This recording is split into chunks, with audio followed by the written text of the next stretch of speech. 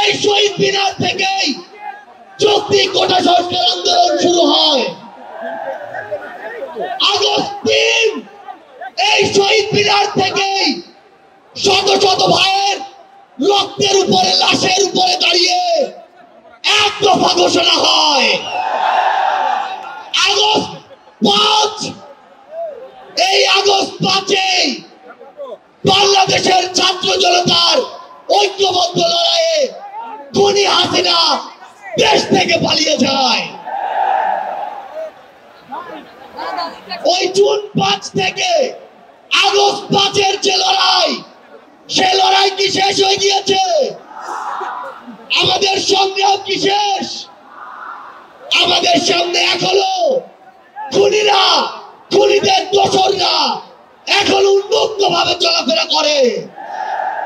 যারা আমাদের ভাইদের হত্যা করেছে, ওই ছাত্রলীগ, যুবলীগ, আওয়ামী লীগের সন্ত্রাসীরা, তারা এখনো বিভিন্ন দিক থেকে আমাদেরকে দেখে আর মুচকি হাসে। এই খুনিদের বিচার হতে হবে কিনা? আমার যারা আহত যোদ্ধা রয়েছে, শহীদ পরিবার রয়েছে, তাদের এই খুনের বিচার হতে হবে কিনা? আমরা অবিলম্বে অন্তর্বর্তীকালীন সরকারকে একটি আহ্বান জানাতে চাই। আমরা যদি আমাদের এই শহীদ ভাইদের রক্তের বিচার না করতে পারি, আমরা কখনো নিজেদেরকে মাফ করতে পারবো না।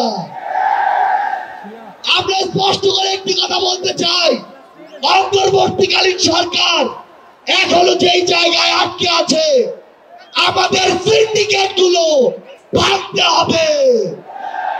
এখনো কেন আমরা শুনবো এক হাত থেকে আরেক হাতে সিন্ডিকেট দিয়েছে?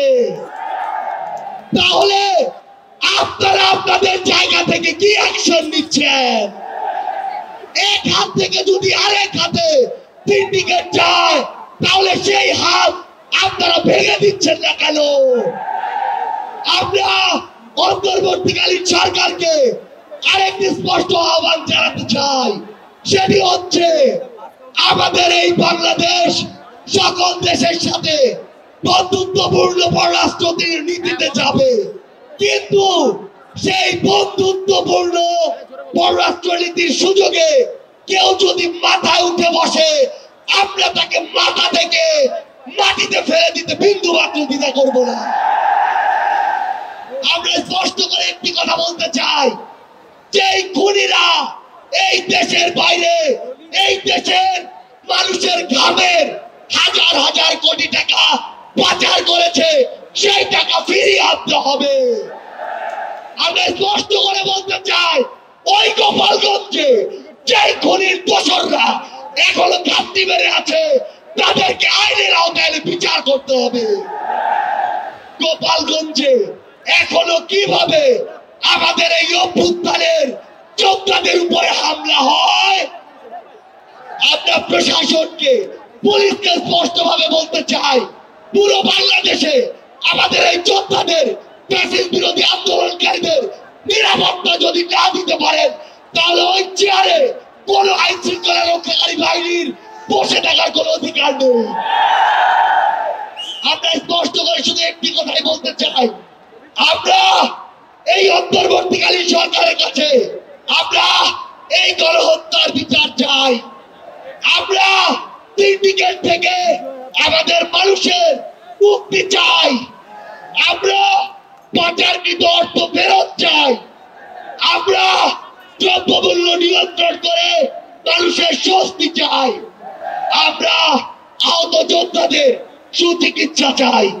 পরিশেষে শুধু একটি কথাই বলবো, যে শব্দ নিয়ে এত মানুষ রক্ত দিয়েছে, এত মানুষ জীবন দিয়েছে, যে কেউ সেই সচিবালয়ে বসে হোক, পুলিশে বসে হোক, অন্য কোথাও বসে হোক, যদি সেই শব্দের সাথে, স্পিরিটের সাথে বিন্দু মাত্র বিশ্বাসঘাতকতা করার চেষ্টা করে, তাকে সমূলে উৎপাদিত করতে হবে। আমাদের আবারও দেখা হবে সংগ্রামের লড়াইয়ে অথবা রাজপথের বিজয়ে। ইনকিলাব জিন্দাবাদ।